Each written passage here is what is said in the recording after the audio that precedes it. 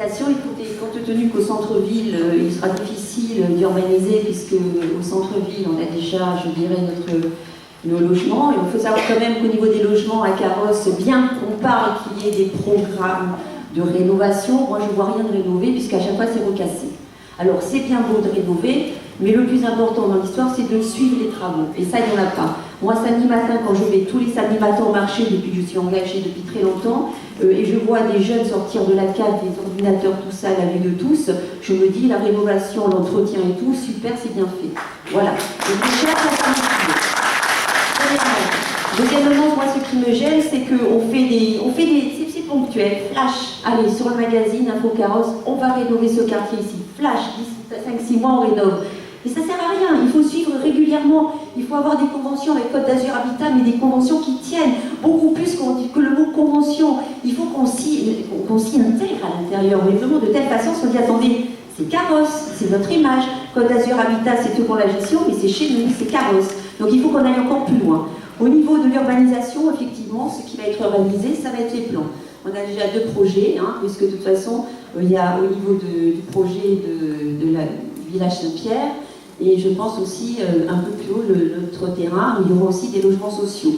Bon, là, c'est pareil, on a à peu près 300 logements au niveau du village Saint-Pierre, et à peu près 40 logements sociaux avec accessibilité, accès au logement en tant que propriétaire. Bon, là, c'est pareil. Là, c'est pareil, il va falloir qu'on fasse attention quand on regarde ces logements sociaux. Parce que vous êtes d'accord avec cette politique-là d'urbanisation au plan? Moi, je suis d'accord pour que ça soit des projets immobiliers raisonnés, raisonnables, qui ne gênent pas le cadre de vie et qu'on ne nous dise pas après qu'on va mettre toutes les personnes tel qu'il est présenté là? Pour l'instant, tel qu'il est présenté, ça va. Par contre, au niveau des logements sociaux, il va falloir qu'on regarde, nous, les attributions. Voilà, et que ce ne soit pas la métropole qui puisse donner elle-même l'attribution. Voilà.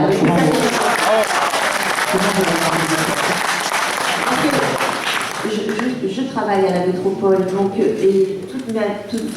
mes 10 premiers, il y a 5 ou 6 personnes qui sont dans la métropole avec moi, et on connaît vraiment comment fonctionne la métropole.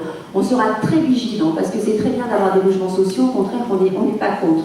Mais attention les attributions, attention comment ça va être donné, attention comment les projets vont être montés, comment ils vont être ficelés, parce que la route des plans, on a l'impression que même si on va déclamer en mettant, dégorger en mettant l'exode de la Grave, il faut savoir quand même que la route des plans, elle sera énormément empruntée et que si on y met une école, effectivement, toutes les personnes qui ont des enfants iront forcément sur ce chemin.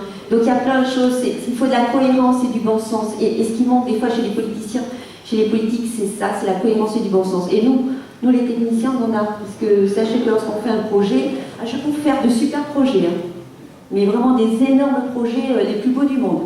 Comment les entretenir? Comment ils vont vieillir? Est-ce qu'on aura les moyens de les entretenir? Le coût financier? Voilà, ça c'est autre chose et c'est ça qui nous fera, c'est là où on va faire des économies, des restructurations. Parce que croyez-moi que si on regarde un peu pendant 19 ans dans les tiroirs, des économies, sans toucher les impôts, j'en ferai, ça croyez-moi. Et la rénovation, faire attention à l'attribution des logements sur le futur quartier des plans, et en dehors de ça qui est sur l'existant ou sur le déjà lancé, vous avez un projet, quelle vision pour Carrosse en termes d'urbanisation?